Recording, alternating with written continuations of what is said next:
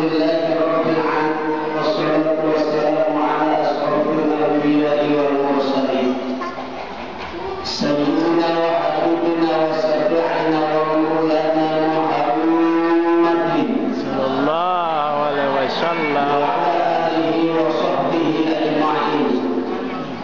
Rabbi shrah li sadri wa yassir li amri wahlul 'uqdatam min lisani yafqahu qawli.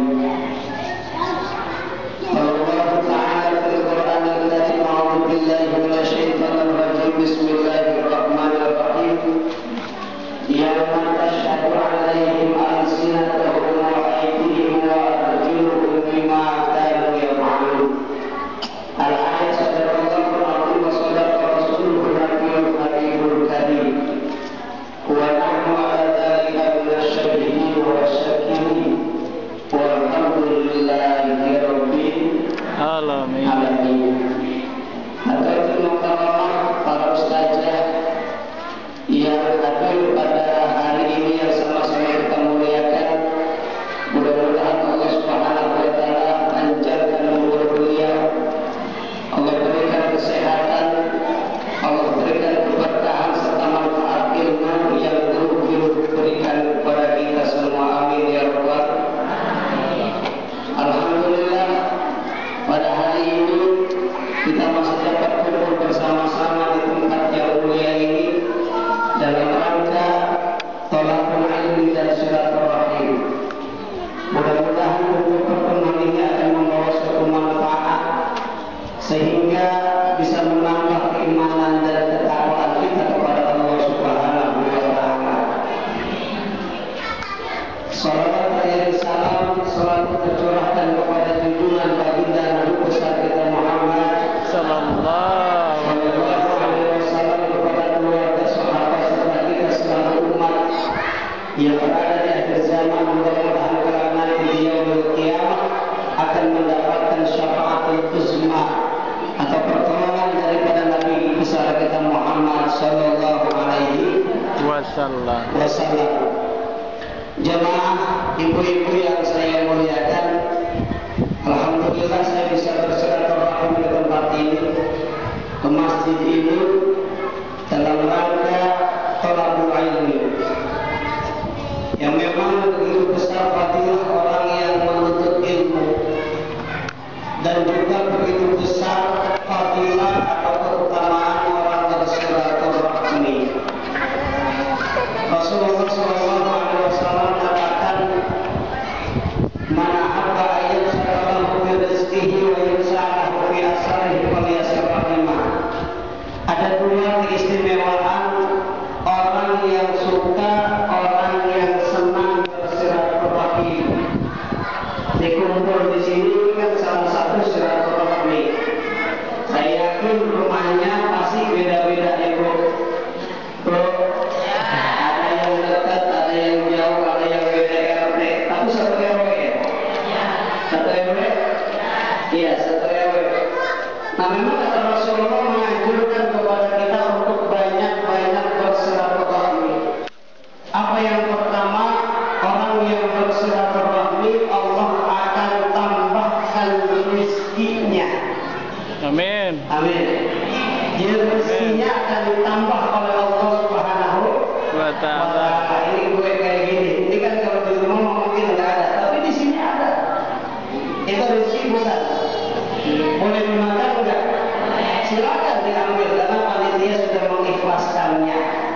Kecuali kapan masjid jangan bawa pulang. Ya.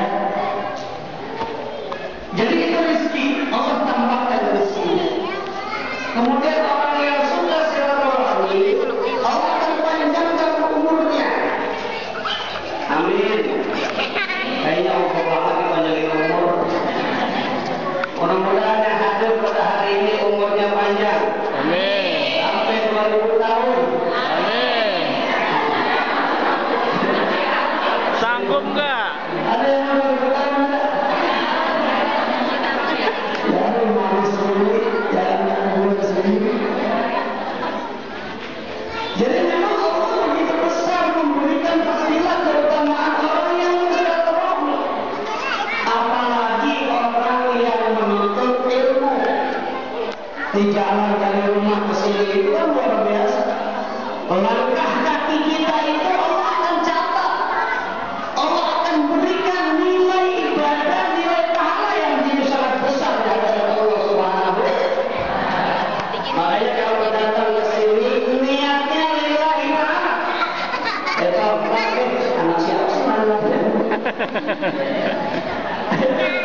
Mengambil pemandangan. Ya. Ayo.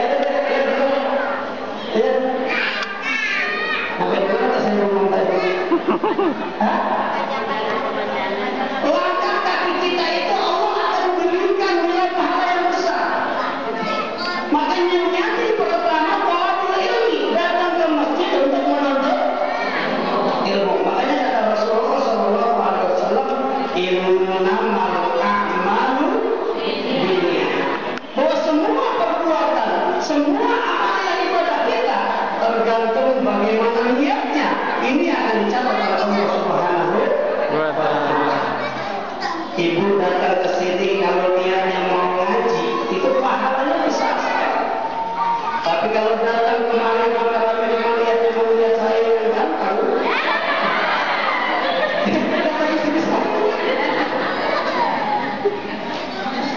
iya. Kalau niatnya mau ngaji, menuntut ilmu, maka apa kata Rasulullah, man salaka tariqan ilal ilmi sallallahu bihi tariqan ilal jannah. Innal 'alima yastaghfiru lahu man fis samawati wa man fil ardh hatta al-khitan bil bahr. Innal ulama warasatul anbiya.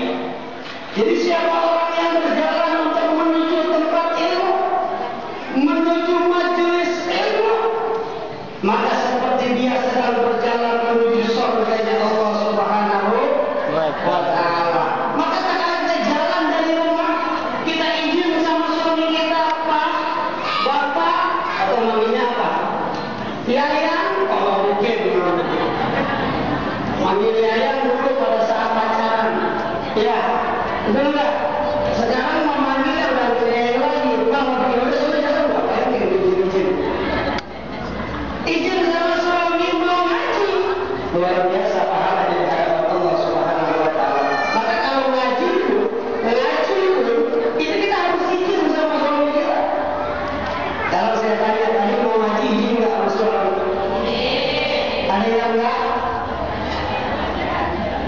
Itu bukan malah datang di sini dapat pahala, dosa. Kenapa? Suami nggak izinin. Pak, saya mau ngaji, Bu, nanti dulu. Kenapa? Itu cucian masih banyak, itu anak belum dikasih makan. Itu jemuran belum dijemur, ini belum ditiskan, nanti dulu deh ngaji. Kalau ngaji, ini berpelan pulang ngaji aja, jangan. Dosa. Bukan malah dapat pahala. Kenapa? Suaminya nggak ridho. Makanya sering-sering tak minta bersama suami. Makanya kata Rasulullah dalam kitab Al-Qur'an yang dikatakan, ayyuma imra'atin matat wa zawjuha an haramin dakhalat jannah. Apabila perempuan meninggal dunia, kemudian suaminya ridho, dakhalat jannah, itu perempuan, itu istri masuk surga. Mau masuk surga? Tapi alhamdulillah di depan saya wanita-wanita ahli surga semua. Mukanya terang, mukanya bercahaya. Ya kan? Terang.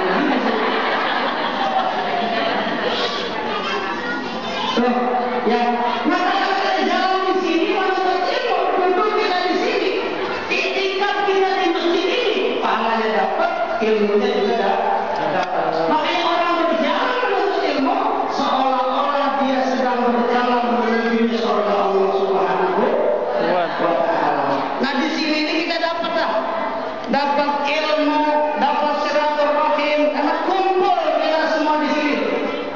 Nah tergantung tadi saya bilang niatnya